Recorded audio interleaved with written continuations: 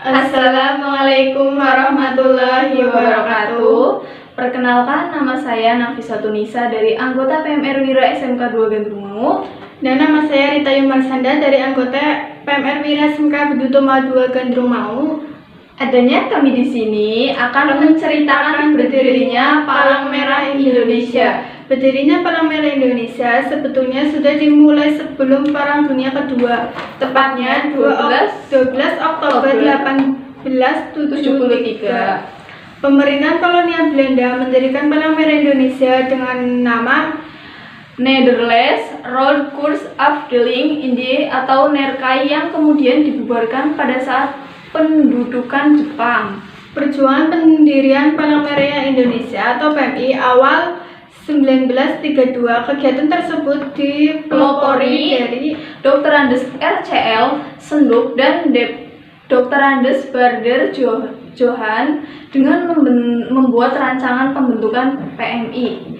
Rancangan tersebut mendapat dukungan luas terutama dari kalangan pelajar Indonesia dan diajukan ke dalam sidang konferensi NERKAI pada 1940 yang akan tetapi ditolak mentah-mentah. Rencana tersebut disimpan menunggu saat yang tepat. Seperti kenalnya masyarakat pada saat penduduk Jepang, mereka kembali mencoba untuk membentuk Badan Palang Merah Nasional. Namun sekali lagi upaya itu mendapatkan halangan pemerintah tentara Jepang, sehingga untuk kedua kalinya rencana tersebut kembali disimpan.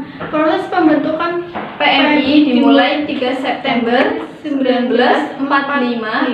Saat itu Presiden Soekarno memerintahkan Dr. Andes Buntaran atau Menkes RI Kabinet 1 agar membentuk suatu Badan Palang Merah Nasional. Dibantu panitia 5 orang terdiri dari Dr. Andes Monstar sebagai ketua, Dr. Andes Bader Johan sebagai penulis, dan 3 anggota panitia yaitu Dr. Andes Muhammad Johana Wirakarta, Dr. Andes Marzuki, Dr. Andes Witanala, Dr. Andes Buntaran mempersiapkan terbentuknya Palang Merah Indonesia.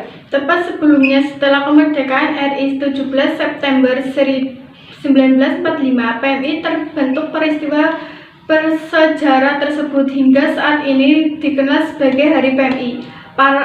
Peran PMI adalah bentuk pemerintahan bidang sosial kemanusiaan, terutama tugas kepalang-merahan sebagaimana dipersyaratkan dalam ketentuan Konvensi Jenewa 1949 yang telah direvisi oleh Pemerintah Republik Indonesia pada tahun 1958 melalui Undang-Undang Nomor 59. Sebagai perhimpunan nasional yang sah, PMI berdiri berdasarkan keputusan Presiden Nomor 25 Tahun 1950 dan dikukuhkan kegiatan satu-satunya organisasi perhimpunan nasional yang menjalankan tugas kepalang merahan melalui keputusan Presiden Nomor 246 Tahun 1963. Lambang Palang Merah. Pada tahun 1863, konferensi internasional diselenggarakan di Jenewa dan mengadopsi lambang palang merah di atas dasar putih sebagai tanda pengenal Perhimpunan Nasional Palang Merah yang merupakan kebalikan dari bendera nasional Swiss. Tahun 1864, Konferensi Jenewa yang pertama menyatakan bahwa lambang palang merah di atas dasar putih secara resmi diakui sebagai tanda pengenal pelayanan medis angkatan bersenjata pada Konferensi Jenewa tahun 1906. Waktu peninjauan kembali terhadap Konferensi Jenewa tahun 1864 barulah ditetapkan lambang palang merah tersebut sebagai penghormatan terhadap negara Swiss. Lambang bulan sabit merah. Tahun 1876, saat Balkan dilanda perang, Sejumlah pekerja sosial yang tertangkap oleh Ottoman dibunuh semata-mata karena mereka memakai ban lengan dengan gambar palang merah. Ketika pemerintah Turki diminta penjelasan mengenai hal ini, mereka menekankan kepekaan tentara Muslim terhadap bentuk palang atau salib dan mengajukan agar Perhimpunan Nasional serta pelayanan medis militer mereka diperbolehkan untuk menggunakan lambang yang berbeda, yaitu bulan sabit merah. Gagasan ini perlahan-lahan mulai diterima, memperoleh semacam pengesahan dalam bentuk reversasi dan diadopsi sebagai lambang yang sederajat dengan lambang palang merah dalam konvensi tahun 1929.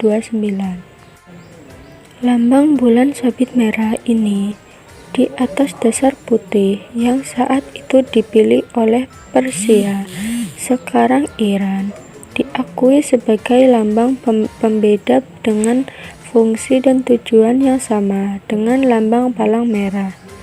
Singa dan matahari merah sebagai tercantum pada Konvensi Jenewa 1949 dan Protokol Tambahan I dan II 1977. Lambang kristal merah.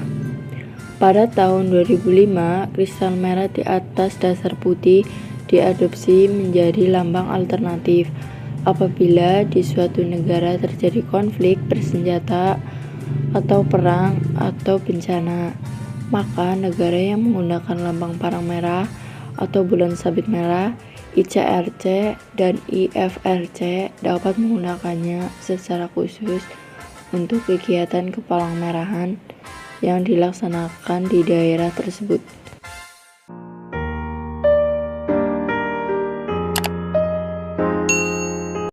Satu, sebagai tanda pelindung, agar dilindungi dan tidak diserang oleh pihak yang berperang. Hanya dipakai A. dalam situasi perang, B. oleh Dinas Kesehatan Angkatan Perang dan ICRC, C. oleh Perhimpunan Nasional atas izin militer, D. begitu juga petugas kesehatan sipil hanya boleh memakai apabila seizin militer. 2. Sebagai tanda pengenal, dipakai 1. oleh Dinas Kesehatan Angkatan Perang dan oleh anggota gerakan di setiap waktu. 2. Harus seizin Perhimpunan Nasional apabila organisasi lain perlu memakai. 3. Tidak sebesar tanda pelindung dan tidak di ban lengan kiri.